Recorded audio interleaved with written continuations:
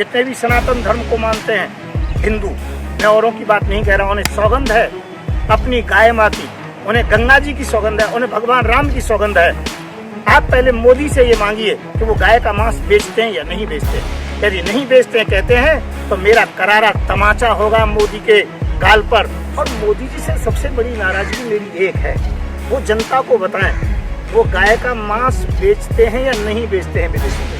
गाय के मांस के व्यापारी को शिलान्यास में या अयोध्या की भूमि पर जाने का कोई अधिकार नहीं है। कोई मुस्लिम समाज से एक गाय मार देता है कुर्बानी के नाम पर या किसी भी के नाम पर, मैं उसका विरोध करता हूँ और लोग उसे मार देते हैं, मैं उनका समर्थन करता हूँ। चलो ठीक करते हो आप, गाय के हत्यारे को नहीं माफ करना है, हमारी हिंदू संस्कृति है, देश की संस्कृति है। परंतु ये कौन सी संस्कृति है जो रोजाना हजारों गायों का मांस विदेश भेजा जाता है और ऐसा व्यक्ति राम जन्मभूमि का शिलान्यास करे?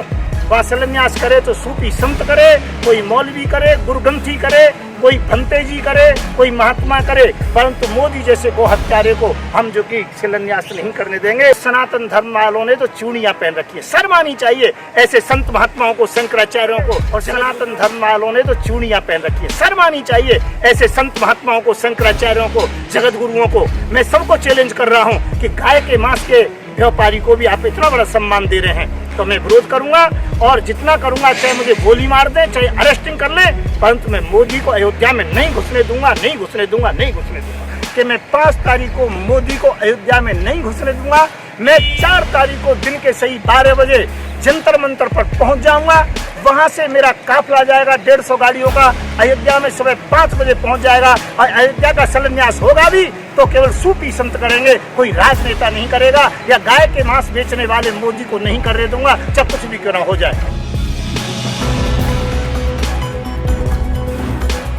पल पल न्यूज से मैं हूं आपके साथ नदीम अकरम। शिलान्यास 5 अगस्त को प्रधानमंत्री नरेंद्र मोदी द्वारा किया जाएगा, उसी को लेकर के तमाम तरह की महाकवरेज देखने को मिल रही है। और इसी महाकवरेज को लेकर के हमारे साथ हिंद आर्मी के प्रमुख संत युवराज जी महाराज मौजूद हैं और मैं उनसे जानना चाहूँगा, सर लगातार बातें आ रही हैं कि प्रधानमंत्री नरेंद्र मोदी जी ने खुद लोगों को न्योता भेजा है, आपको न्योता देने से क्यों चूक गए वो? मैं वैसे न्यूज़ के लिए, पल पल न्यूज़ के लिए धन्यवाद दूंगा तो उन्होंने यहाँ तक आए, उनका स्वागत है। पूरे देशवासियों को जय हिंद, जय भारत। मैं संत युवराज एक बात कहना चाहूँगा कि मोदी जी निमंत्रण देंगे तो मैं मोदी जी के निमंत्रण पर नहीं जाने वाला था, क्योंकि शपथ ग्रहण समारोह में जो दोबारा उनको प्रधानमंत्री बने थे निमंत्रण आया था और मैं स्वीकार नहीं करता हूँ। दूसरा कारण, अभी अयोध्या का जब मामला है ये केवल एक नाटक है, ये चुनावी मुद्दा है। 2022 और 2024 की तैयारी की जा रही है, RSS का एक वहाँ गढ़ बनाया जा रहा है, बाकी इसके अंतर्गत में सत्यता नहीं है। तो वो राम भगवान का शिलान्यास हो रहा है। मैं पूछना चाहूँगा कितने बार शिलान्यास हो? कभी तो राजीव गांधी जी ने शिलान्यास कराया था जब ताला खुलवाया था, स्वामी परमहंस जी के द्वारा हुआ था, अशोक सिंघल जी ने जो कि शिलान्यास कराया था, उसके बाद एक बार योगी भी शिलान्यास कर चुके हैं और फिर शिलान्यास पर शिलान्यास। और जब काम शुरू हो गया तो फिर शिलान्यास किस बात का है? काफ़ी दिनों से जो कि वहाँ काम जो चल रहा है। और मोदी जी से सबसे बड़ी नाराज़गी मेरी एक है, वो जनता को बताएं वो गाय का मांस बेचते हैं या नहीं बेचते हैं विदेशों में। यदि गाय का मांस बेचते हैं तो ऐसे दीप सुपरमैन को, गाय के मांस के व्यापारी को शिलान्यास में या अयोध्या की भूमि पर जाने का कोई अधिकार नहीं है। और दूसरी बात ये बताना चाहता हूँ, मोदी जी एक बार अपने मुंह से कहें कि वो गाय का मांस नहीं बेचते हैं तो मैं 33 देशों की लिस्ट बताऊंगा, उन देशों से कागजात दूंगा पूरे कि आप यहाँ मांस बेचते हैं।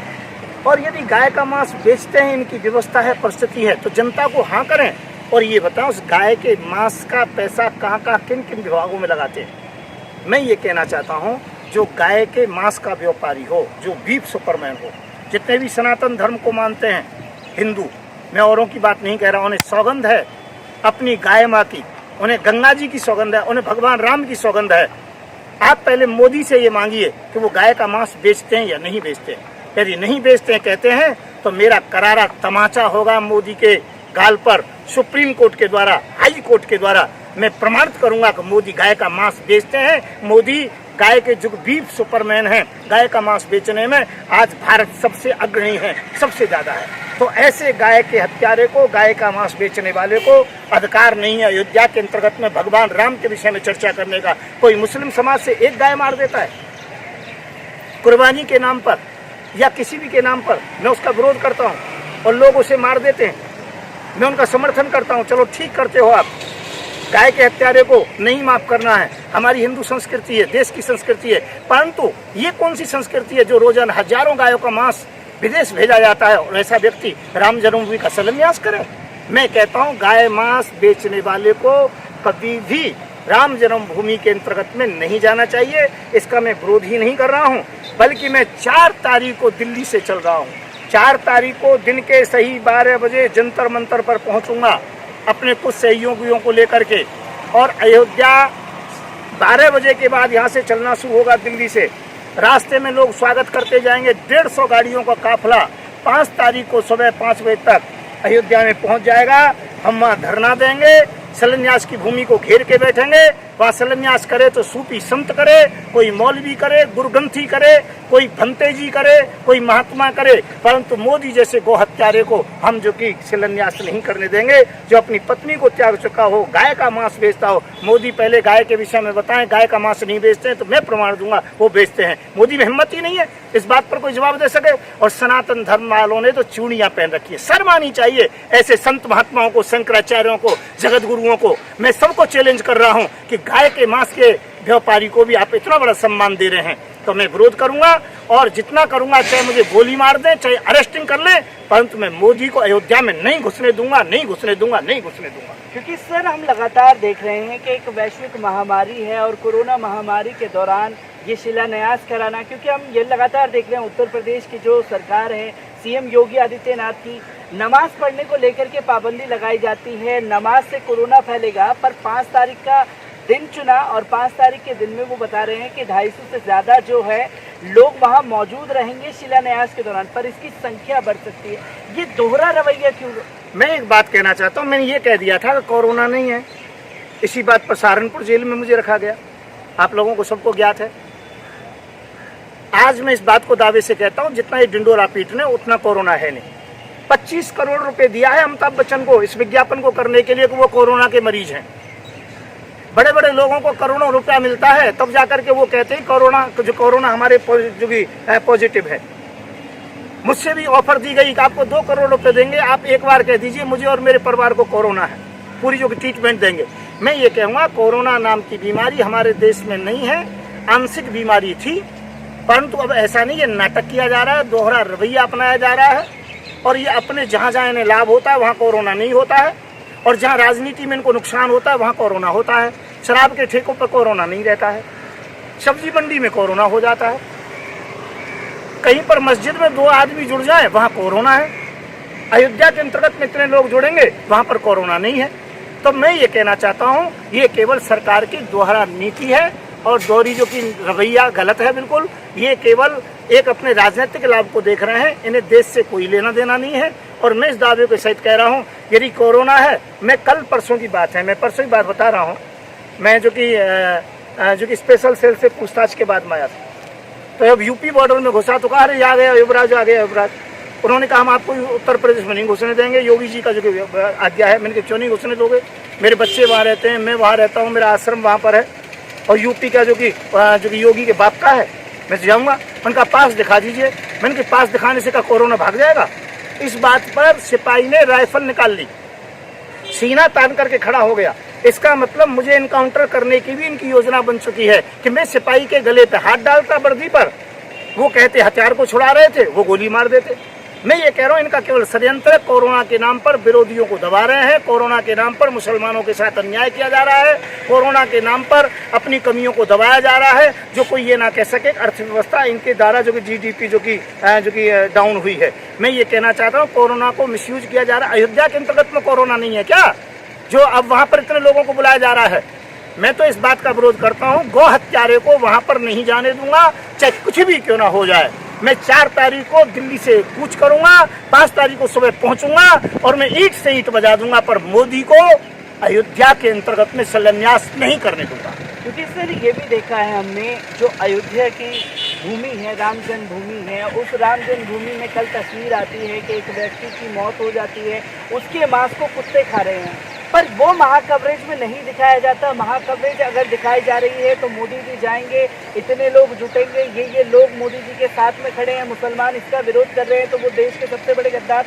ये महाकवरेज मीडिया द्वारा, कल तो बदतमीजी भी हुई है, गाली गलौज साफ तौर पर लाइव डिबेट में देखने को मिली है। तो ये जो माहौल बनाया जा रहा है महाकवरेज के नाम पर, वो कितना घातक है देश के लिए? मैं ये कहना चाहता हूँ, देश के अंतर्गत में बिल्कुल अव्यवस्था है। देश के अंतर्गत में मीडिया को खरीदा जा रहा है। यदि मीडिया वाले यदि ना खरीदने में आए तो उनके चैनल बंद किए जा रहे हैं, उन पर केस लगाया जा रहा है, उनको देश का गद्दार बताया जा रहा है। हम जैसे लोग जो हैं, जो देश हित की बात करते हैं, हिंदू मुस्लिम सिख ईसाई की बात करते हैं, उन्हें देश का गद्दार बताया जाता है, देशद्रोही बताया जाता है। इनके पास दो ही लोग बहुत बड़े गुंडे हैं, एक जो कि IPS है, एक IAS है। एक डंडा लेके दौड़ते हैं और एक कागज और कलम लेके दौड़ते हैं। अर्थात दो गुंडों के द्वारा ये अच्छी प्रकार से लोगों को जो कि दबाए जा रहे हैं। अब इन पर जो भी किया जा रहा है करते रहें, हमारा भी समय आएगा। हिंद आर्मी भी आ रही है 2024 में, क्योंकि हम मुस्लिम प्रधान, जो कि हम दलित प्रधानमंत्री बना रहे हैं 2024 में, और मुस्लिम उप प्रधानमंत्री बना रहे हैं देश का। फिर मैं इनको देखूंगा ये क्या करते हैं, क्योंकि देश की हर तरीके से स्थिति खराब हो गई है।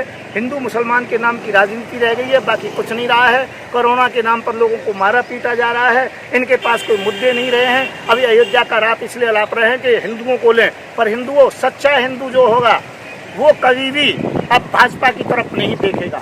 क्योंकि गाय के मांस के विषय में जब तक आपको ना पता लगे, सनातन धर्मियों, मैं आपको इस बात को कह रहा हूँ, आपको गाय माँ की सौगंध है, तुम्हें गंगा माँ की सौगंध है, तुम्हें अपने बच्चों की सौगंध है। जब तक गाय के मांस के विषय में मोदी पूरा जवाब ना दे, तब तक आपको भाजपा से बिल्कुल त्याग पत्र दे। मैंने उत्तर प्रदेश के अंदर चलाया, उत्तर प्रदेश में 750 ब्राह्मणों का एनकाउंटर कर दिया बदमाशी के नाम पर। मैं ये कहता हूँ, जो भी कोई दबंग होता है दूसरी पार्टी का, वो बदमाश है, और जो इनकी पार्टी में दबंग होता है वो बदमाश नहीं है, वो तो बहुत सज्जन व्यक्ति है। तो मैंने ब्राह्मणों को जोड़ा, और जो कि ब्राह्मणों उत्तर प्रदेश में झंडे हटाना शुरू कर दिए हैं और बैनर हटाना शुरू, अपने त्याग पत्र देना शुरू कर दिए। राजस्थान में भी 2-3 दिन पहले गया, मैंने वहाँ धर्मेंद्र शर्मा को, जो राष्ट्रीय अध्यक्ष अंतर्राष्ट्रीय ब्राह्मण समाज का बनाया, तो वहाँ पर भी जो कि बैनर और झंडे उतारना शुरू कर दिए। महाराष्ट्र से सूचना आ रही है, जो कि मध्य प्रदेश से सूचना, पूरे देश के अंतर्गत में जितना भी असली ब्राह्मण है वो भाजपा के साथ नहीं रहेगा, क्योंकि भाजपा ब्राह्मण विरोधी, दलित विरोधी और मुस्लिम विरोधी है। मैं कहता हूँ ये बिल्कुल गलत है। मोदी जिसका मुखिया है वही गलत है, पर दूसरे गलत क्यों नहीं होंगे? मैं कहता हूँ ब्राह्मणों ने ऐसा क्या किया, उत्तर प्रदेश में एनकाउंटर पर एनकाउंटर किए जा रहे हैं। मेरी ड्रोन के द्वारा, रात के 1:30-2 बजे की बात है, वहाँ पर ड्रोन घूम रहा है मेरे आश्रम के ऊपर, और फिर मुझे पुलिस वाले तीसरे दिन जो कि फोटो दिखा रहे हैं, आपकी ये फोटो आपकी पति पत्नी की है। मैं आपको आश्चर्य, ऐसे प्रकार की फोटो हमारी लेकर के ड्रोन के द्वारा ये दिखाना चाहते हैं कि हम आपको मार भी सकते हैं। हालांकि ड्रोन के विषय में तो मुझे मालूम पड़ गया था, ना फोटो बाद में दिखाया था। मैं जब पहुंचता हूं अपने आश्रम के अंतर्गत में, तो 4-5 सिपाही पहले से ही मिलते हैं 50 मीटर दूर पर। उसके बाद 2-3 पुलिस की गाड़ियां पहुंच जाती हैं, और वो मुझसे जो कि 100 मीटर 50 मीटर दूर रहती हैं, बार बार सायरन बजाती रहती हैं। मैं पूछता हूँ, डिस्टर्ब होता है, आप क्यों आते हो? उतने पुलिस वाले कहते हैं आपकी सुरक्षा के लिए आते हैं। कभी कहते हैं कि आपको 5-7 गन्नर तो लेने ही पड़ेंगे, आपको जो कि मिजोरम का जो राज्यपाल तो बनना ही पड़ेगा, नहीं तो जेल जाना पड़ेगा। ये मुझे तोड़ना चाहते हैं कि मैं मुसलमानों का नेतृत्व न करूं, कि मुसलमानों का नेतृत्व होने लगा है, मुसलमानों को और दलितों को एक करके भारत का नक्शा बदलने वाला हूं मैं। तो उसके लिए बार बार प्रेशराइज मुझे कर रहे हैं, मारने की धमकी दे रहे हैं। पर मैं एक बात कहूँगा, ना मैं जो कि प्रेशराइज हूँगा, ना मैं डरूंगा, ना झुकूंगा।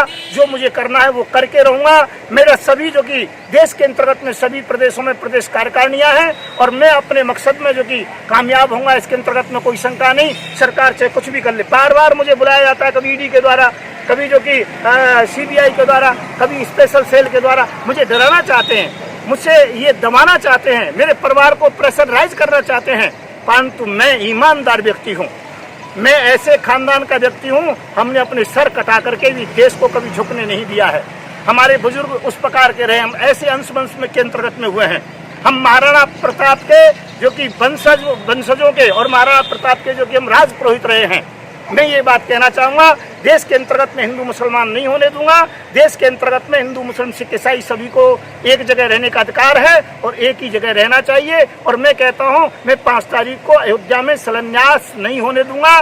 पूरी हिंद आर्मी से कहूँगा वो काला दिवस मनाएं, अपने अपने हाथ में काली पट्टी बांधे। और दूसरी बात ये कहूँगा सभी लोग अपने घर से ही कामना करें और अपने सोशल मीडिया पर जो भी ये विज्ञापन मिलता हो उस विज्ञापन डालें, अर्थात हमारा समर्थन करें। अर्थात भारत बंद रहेगा 5 तारीख को और 5 तारीख को काला दिवस मनाया जाएगा और मैं अयोध्या में जाऊंगा। मैं नहीं घुसने दूंगा मोदी को किसी भी स्थिति के अंतर्गत में। मैं संत युवराज इस बात के चैलेंज करता हूँ।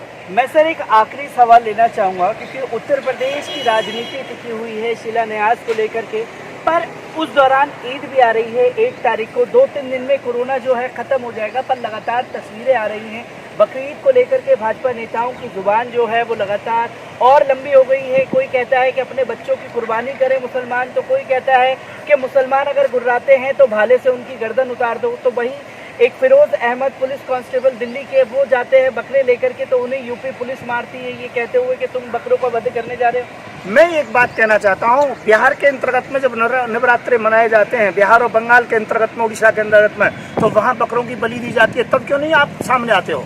मैं कहता हूँ ठीक है, जीव हिंसा का मैं समर्थन नहीं करता हूँ, पर जीव हिंसा की बात है तो एक जैसा व्यवहार होना चाहिए ना। फौज के अंतर्गत में बकरे का मांस क्यों मिलता है, मुर्गों का मांस क्यों मिलता है, किचन मटन क्यों मिलता है? मैं ये कहना चाहूँगा 5 स्टार होटलों के अंतर्गत में मटन इत्यादि की परमिशन क्यों होती है?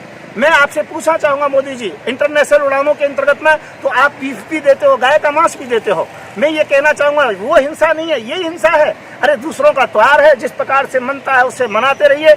हाँ, ये कहना हमारा अपील है कि बाहर जो गंदगी नहीं होनी चाहिए, खून खराबा नहीं होना चाहिए, वीडियो नहीं बनानी चाहिए, सोशल मीडिया पर कोई भी कुर्बानी देते समय वीडियो अपलोड ना करे, उसे साधारण तरीके से जिस प्रकार से मनाया जाता है उस प्रकार से अपने जो त्योहार को मनाएं, उसे किसी को चैलेंज दे करके ना मनाएं और भारत के अंतर्गत में गाय की कुर्बानी ना दें। क्यों? ये बहुत जरूरी है, क्यों यहाँ पर हिंदू तबका भी रहता है, आपस में कहीं भी तनाव नहीं होना चाहिए। शांति से खुशहाली के अंतर्गत में ईद मुबारक हो। हम भी आपके साथ ईद के अंतर्गत में, मीठी ईद में तो मैं कई जगह पर जाकर के भोजन भी करने गया था। अब मेरे एक मित्र हैं हिंद आर्मी के नसीम जी, तो उन्होंने एक बार मुझसे कहा निमंत्रण है आपका ईद पर, जो कि आप आइए हमारे यहाँ। मैंने कहा भाई मैं आपको बकरी ईद पर नहीं आ सकता हूँ, हाँ आप घर पर मिठाई का डिब्बा भेज दीजिए। तो मेरे कई मित्र हैं, मेरे पड़ोसी हैं जो कि मुस्लिम हैं, तो हम एक साथ रहते हैं। मैं हाजी मस्तान जी के साथ 3 साल रहा, उनकी पार्टी को संभाला। मैं इनके हर परंपरा को जानता हूँ, तो जिसकी जो परंपरा है उसमें व्यवधान नहीं डालना चाहिए।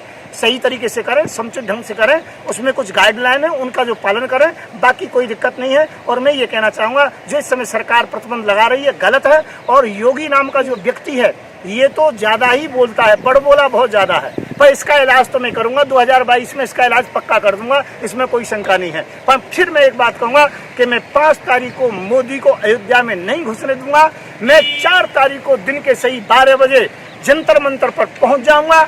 वहां से मेरा काफिला जाएगा 150 गाड़ियों का, अयोध्या में सुबह 5 बजे पहुंच जाएगा। और अयोध्या का शिलान्यास होगा भी तो केवल सूफी संत करेंगे, कोई राजनेता नहीं करेगा, या गाय के मांस बेचने वाले मोदी को नहीं करने दूंगा, चाहे कुछ भी क्यों ना हो जाए। तो संत युवराज जी हमारे साथ मौजूद थे, जिन्होंने कई सारे सवाल इस शिलान्यास पर जो प्रधानमंत्री नरेंद्र मोदी जी करने जा रहे हैं। उनकी सिर्फ इतनी मांग है कि देश के प्रधानमंत्री सिर्फ प्रधानमंत्री हैं, वो ना कोई सूफी संत है ना महाराज हैं, तो उनके हाथों ये शिलान्यास क्यों कराया जा रहा है। पर बकरीद के त्यौहार को देखते हुए जो नफरत की राजनीति की जा रही है, उसमें भी एक मैसेज दिया गया कि पहले के ज़माने में लोग जो हैं वो ईद मनाते थे, हिंदू समाज के लोग मुस्लिम के घर जाते थे और दिवाली पर हम लोग उनके घर जाते थे। यही एकता और अखंडता को देश की राजनीति बर्बाद कर देना चाहती है, जिससे वो अपनी राजनीतिक रोटियां सेक सके।